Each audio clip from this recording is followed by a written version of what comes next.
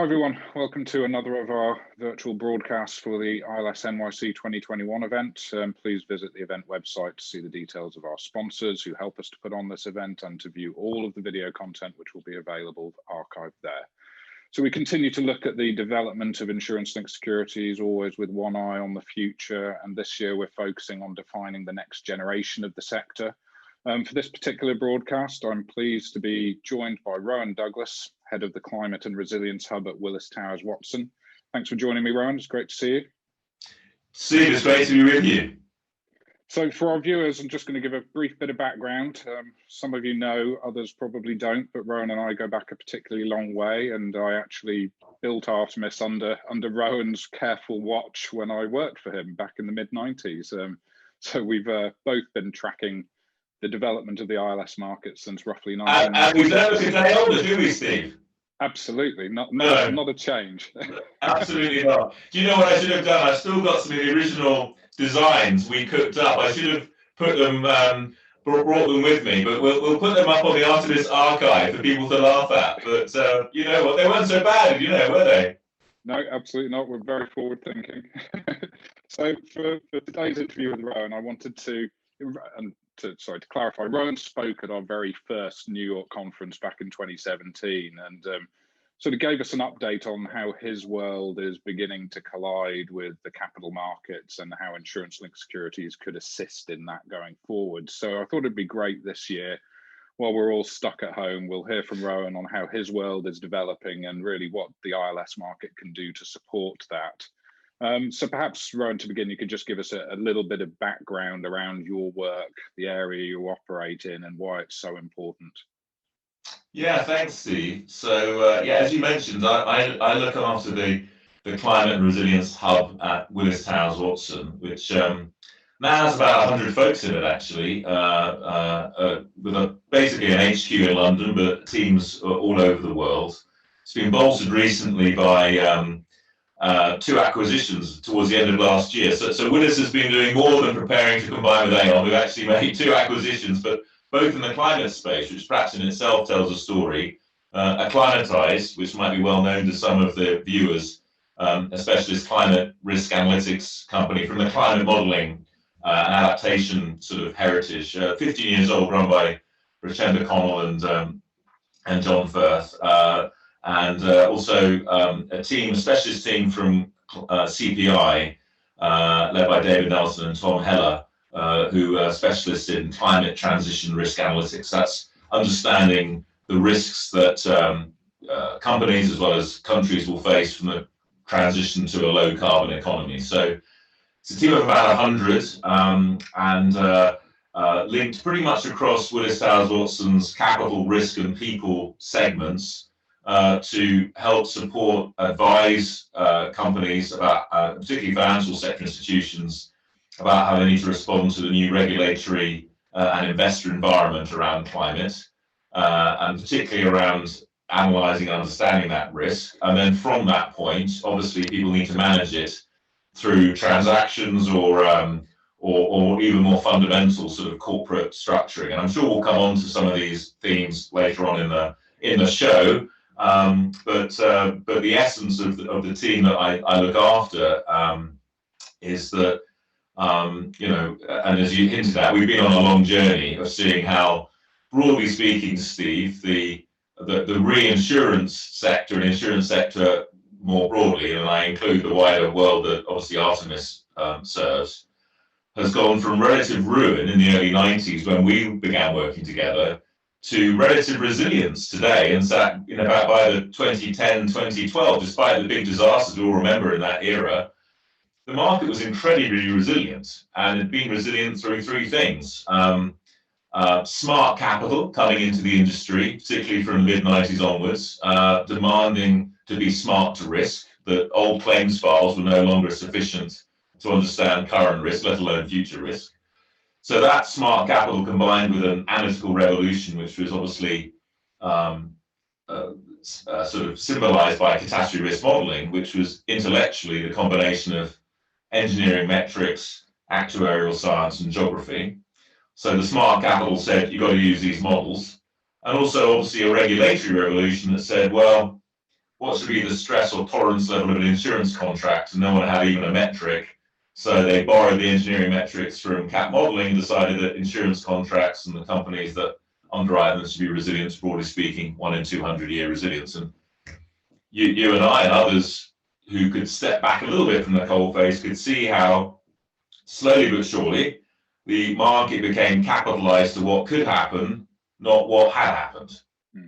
And ultimately, had 2005-6 years, the market creaked, but incredibly resilient after Rita, Katrina, and Wilma, as an example. And what also became apparent, and obviously you have been an architect of following this, our market became very attractive because it's the only financial market that obeys the laws of physics. So, lots of capital began to become quite interested in it. So by 2012, when I was on the board of Willis Re, looking after analytics as well as the regulatory side, our view was that risk, in a sense, was no longer the biggest challenge. Of course, it was a challenge, and we were investing lots with the research network and other things to get a better understanding of patterns of risk. But actually, the real challenge was demand, Steve. Demand for reinsurance, demand for ILS, and through the work we did with the research network, I got involved quite heavily with the sort of political processes which ended up in Paris, or with the World Bank and public-private disaster risk financing. And I could see that, frankly, the challenge was driving demand, and that we needed to get the wider world to have to understand and disclose risk around climate-related risks in a similar way to the insurance sector had. So we did some preparatory work, working, frankly, with the folks who ultimately led to CCFD, with Mark Carney's team at the bank, Matt Scott, who joined us actually last year, to say we need stress testing for the wider economy in climate risks. And once this risk is identified, it can't be ignored. So ultimately, we set up this team, which had an interesting name beforehand. We changed the name last year. It used to be called the Capital Science and Policy Practice. But it was basically to try and drive the sort of regulatory revolution that we had in the insurance sector in the wider domain. And frankly, once climate risk became an input to broader credit risk, we knew that would be the magic sort of spark that would do two things, actually. Until this risk is properly understood and managed, we will keep building more and more risk in society, and the result will be, in the decades ahead, we will literally lose millions of lives and livelihoods. But actually, if we properly account for this risk, resilience will be valued, and structurally we will save millions of lives and livelihoods and billions of dollars of assets. So that's, if you like, the social, purposeful reason, which I think everyone would sign up to. But of course, the other thing that will happen will be a massive demand for contingent risk capital of all forms to fit inside this, to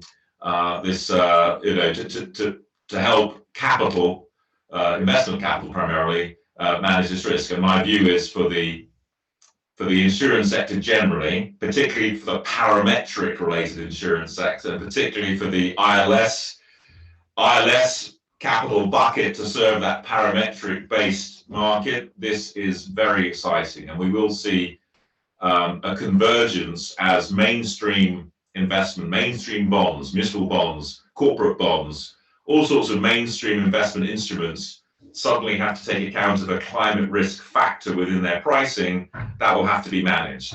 And that's where I think the exciting opportunity is for the Artemis community. So this decade we're entering, the 2020s, will be called the climate decade.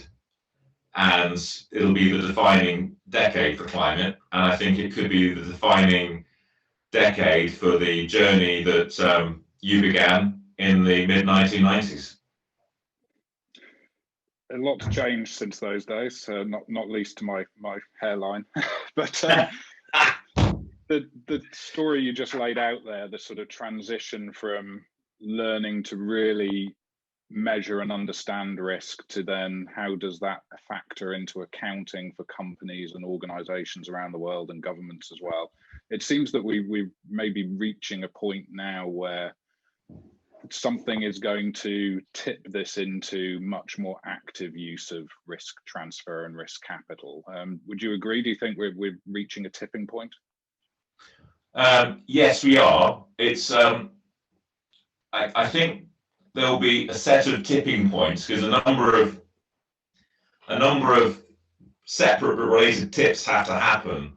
But for those who are old enough like us to remember the slightly unplanned way that the reinsurance and insurance sector moved from, broadly speaking, what happened, Hurricane Andrew was the tipping point of crisis that had been building up, not just through Nat Cat, obviously there was asbestos and Piper Alpha and other things, but the market reached a crisis in '92. It was the year I entered the industry, actually, so I quite wondered what I joined. But a number of factors came together, weren't there? There was a sort of a shared analytical understanding of how to measure risk, and that had to develop along with the sort of capital came in, and what will happen in the wider economy won't take 3 decades.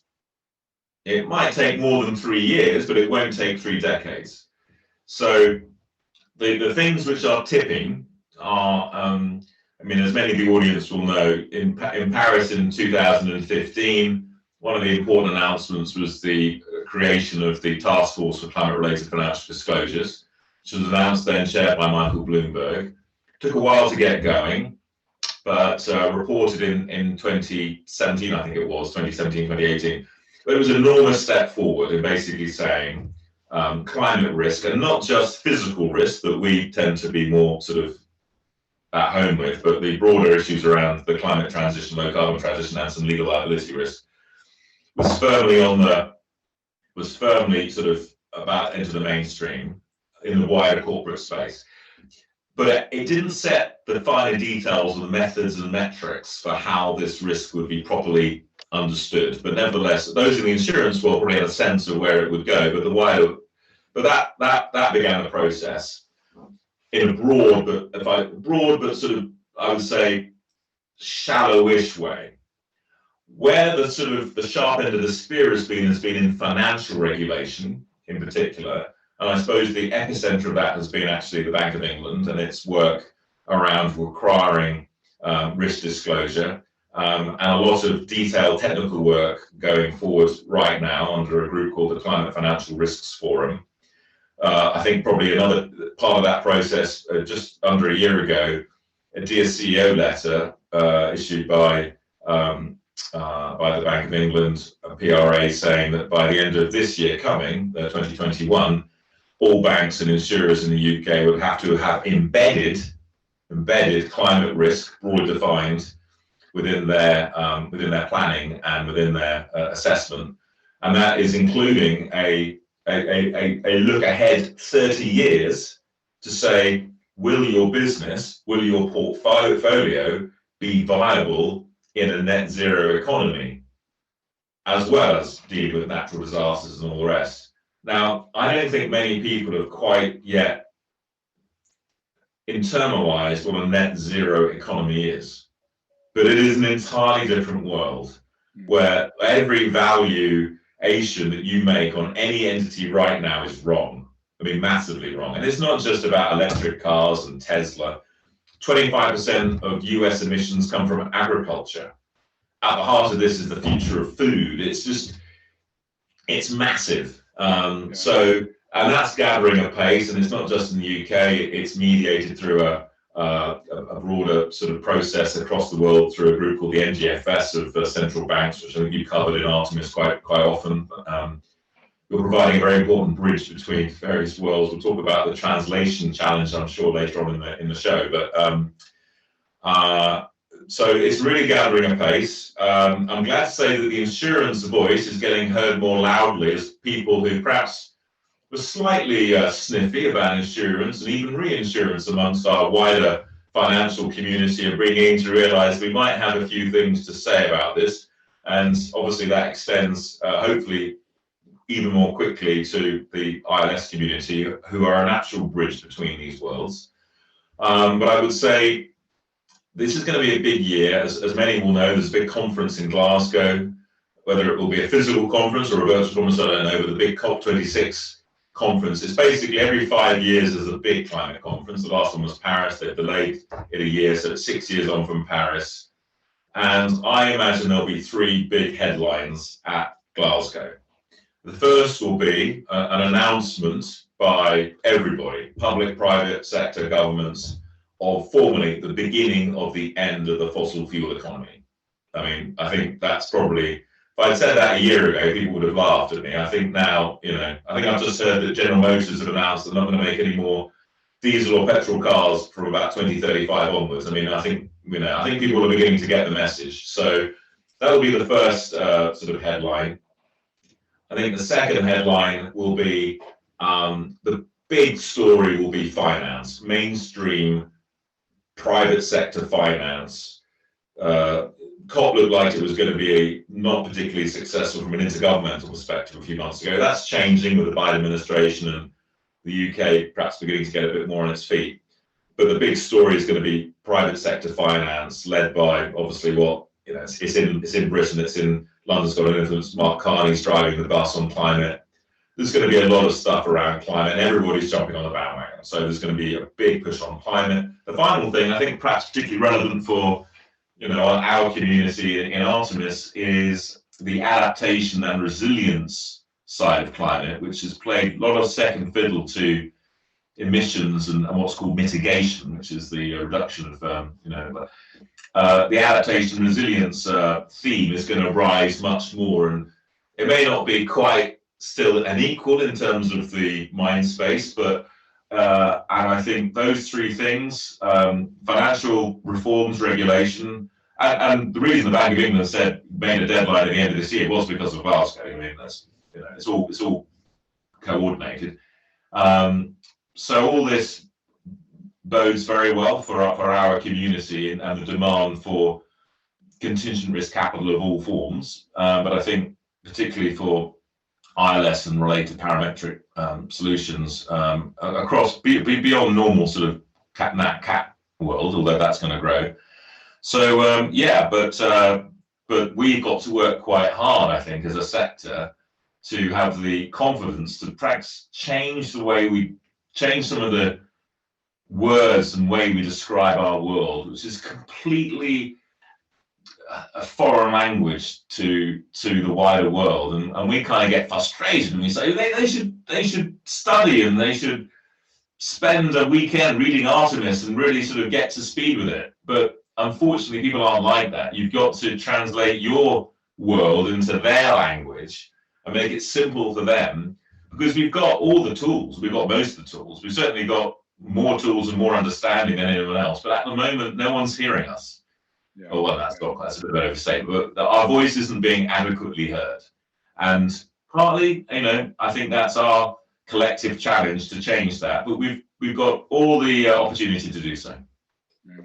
Yeah, it's certainly something I hear from people who reach out to us, particularly on the corporate side, that their understanding of, they understand what they need to get to in terms of risk management and risk financing, but they don't really understand how it applies sometimes to the industry's options that are available. You've obviously been trying to engage the insurance and reinsurance industry heavily through initiatives, like you've been involved in the Insurance Development Forum for a number of years. Is it time for the ILS market itself to get much more involved in these initiatives? Would you like to see ILS market representatives involved and greater engagement there? Yeah, I'm glad you brought up the IDF, Steve, the Insurance Development Forum. It's just had its 5th birthday, actually, under the watchful gaze of Denis Dubin, who chairs AXA, but also X-Ray Ayun, who's the Secretary General. I'm lucky enough to.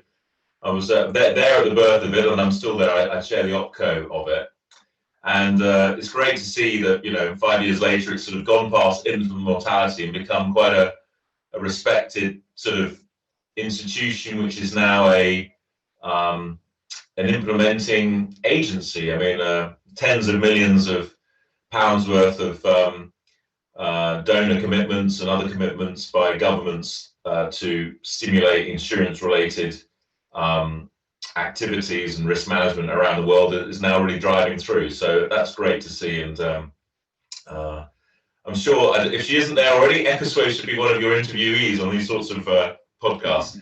But I would say that I'm going to slightly break this down into buckets. So in the broader public-private disaster risk financing space, which of course is driven primarily by hydromet climate-related risks, and obviously primarily around current risks and exposure, albeit in a changing climate. But it's all framed within a climate change sort of agenda. So I don't want to split hairs, but just so that folks realise what we're talking about.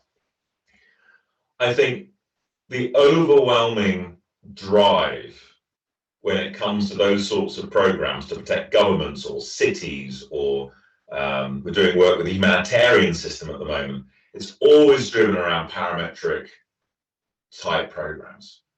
So I would say the first thing, before we get into which bucket of capital, parametric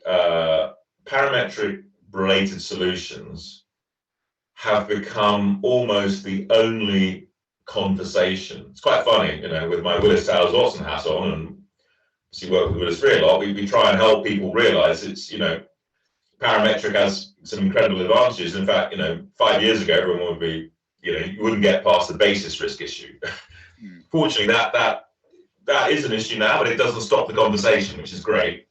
In some ways, things have gone the other side, and people then completely forget more traditional indemnity-based programs, which are sometimes, for particular needs, particularly appropriate. But nevertheless, so parametric has become almost the only conversation, very fashionable. So there's an opening there for all forms of capital in a way. So that's exciting, because that's the natural, you know, community that the Artemis world, from, you know, weather derivatives at one end to, you know, ILS cat bonds at the other, and everything in between. It's all, you know, that's primarily the means of transaction.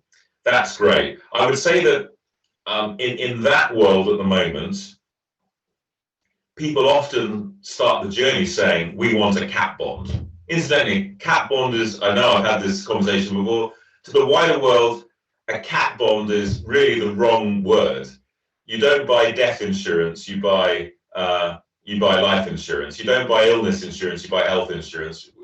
No mayor or government minister can proudly say to his community, don't worry, everything's going to be fine, I bought a catastrophe bond. It doesn't give the right, you know, it doesn't sell well. So, you know, we should call them resilience bonds, and no one actually has defined what a resilience bond is. So let's just say it's a bond to support people's resilience. That will do.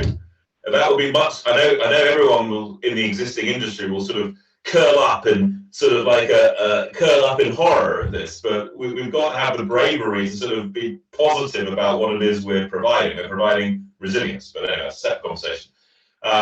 So a lot of people will start a conversation saying, you know, government here or region there, we want to issue a cat bond, even if it's called something else. And then they go through the analysis and they realize, no, what they really want is a parametric instrument. It may not necessarily be mediated through a capital markets instrument. That's a separate matter. But ironically, they usually start. And I think that to be realistic at the moment, parametric solutions are the theme. How that's delivered is still an open, but that's still going to open the door to the community in Artemis and the ILS world. Frankly, my own view is that the real opener for the ILS market will be when, and it goes back to our earlier conversation, when mainstream investment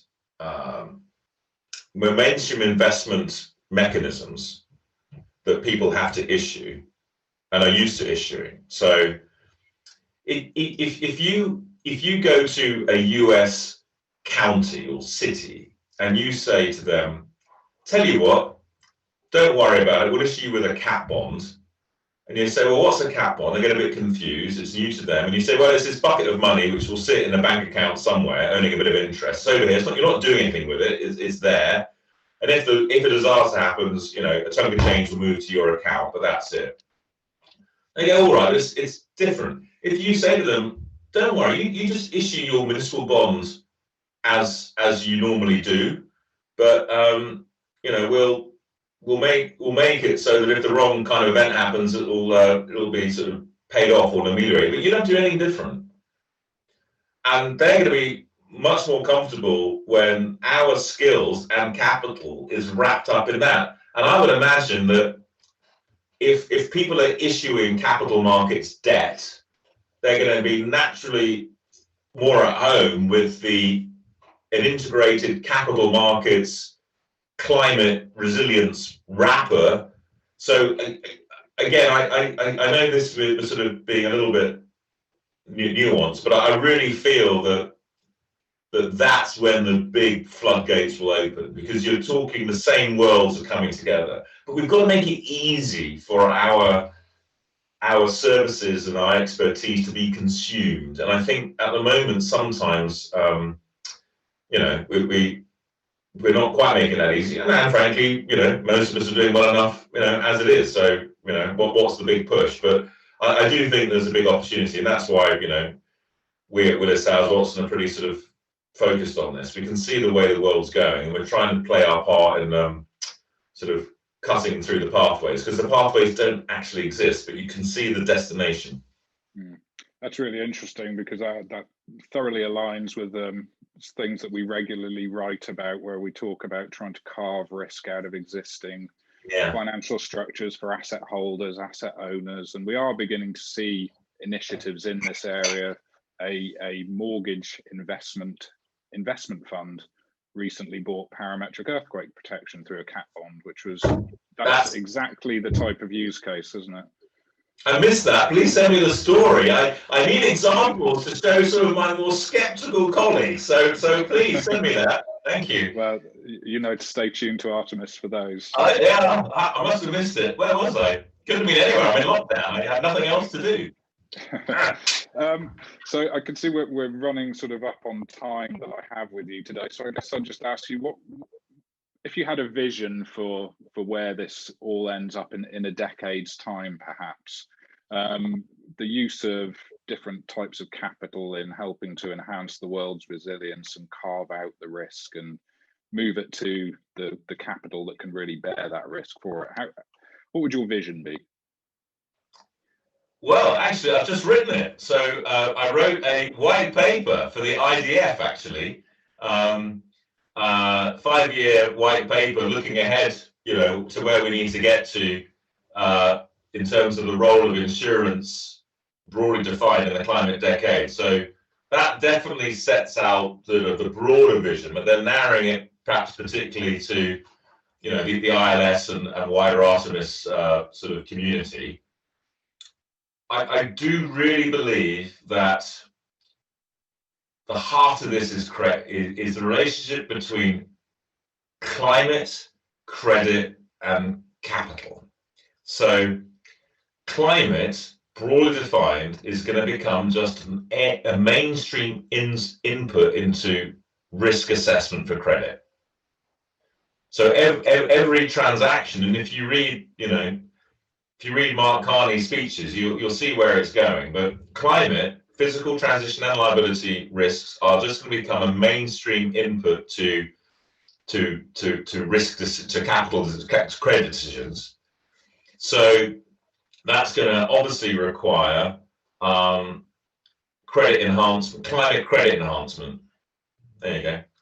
And in 10 years' time, maybe we won't be talking about a specialist climate market or a specialist resilience funds, because we're doing a lot of work in the Coalition for Climate Resilient Investment that basically is aiming to do the work to put physical climate risk into the mainstream cash flow analysis of assets, and it'll just become the norm.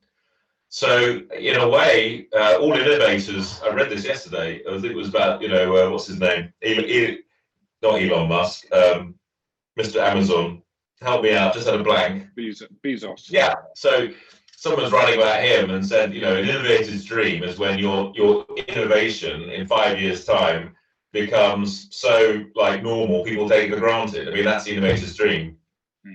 I suppose I would hope that within 10 years' time, and that could be a bit hopeful, but the climate risk is just so normal, we almost don't see it anymore as a factor, as a special thing, because it's as normal as anything else that goes into the equation. And the world that we have is no longer seen as being a bit out there and esoteric. It's just completely part of the mainstream financial system. We might have to change a few names. I mean, the word insurance-linked securities doesn't transfer well, so let's think about something else. But that's, you know, that's just cosmetics. So there you go. Yeah. And then Artemis, I'm sure Artemis now has at least 100,000 regular viewers. I'm sure it'll have maybe 100 million by 2030. That's what I hope. That'll really put the pressure on these sessions then. No, I love that vision though, because that speaks to a kind of integrated climate risk financing, which I think is just vital that we get to that stage. And obviously ILS and insurance and reinsurance as a whole can play a great role there. And your work is very important to that. So look, thank you, Rowan. I really appreciate your time. It's been great to catch up with you today. Super. Well, likewise, Steve. Thanks for all you're doing to bring these laws together, and good luck for the, you know, it's 20 years now, pretty much, isn't it? Yeah, 21, 22. So good luck for the next decade. Yeah, thanks very much, Rowan. Cheers.